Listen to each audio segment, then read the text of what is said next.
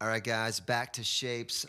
Everybody's favorite key to play in, key of G, as it regards to Nashville number system. The way we use it here, one chord, you're going to be a G. Again, I talked about this in another video. A lot of times I'll mute that A string, but if you want to play a full G right there, it's fine. But a lot of times we're going to keep these common tones down here throughout most of the chords to tie the chords together. So G right there, your 2 chord is going to be an A minor, but instead of this right here, a lot of times we're going to keep this pinky down here and tie those chords together. So G, A minor 7. Sometimes you'll do it like that. Just depends on the song. You got to feel it out. 1, 2, and then the 3 chord is actually a B minor like that. But we're going to go 1, 2, and then sometimes it's an inversion, which is a 1/3. So a G with the B in the bass. So we'll go back to this G shape, but we're just playing this. So see how that sounds different than the regular? There's your root there, but this time it's a root here.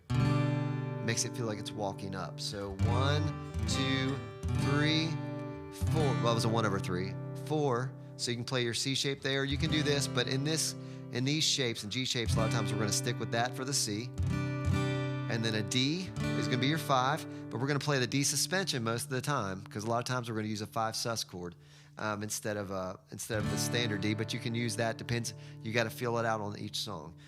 So 1, 2, 1/3, 4, 5, and then 6, E minor. You can leave these 2 down for your E minor 7. You can use both fingers if you want. I'll do that a lot right there. Or you can play it like that. It can be that, or it can be a straight E minor. But a lot of times, again, we're going to keep common tones because a lot of times the acoustic is just in the background and we're trying to fill a pocket. So 1, 2, 1/3, 4, 5, 6. And if you go to a 5/7, there you go.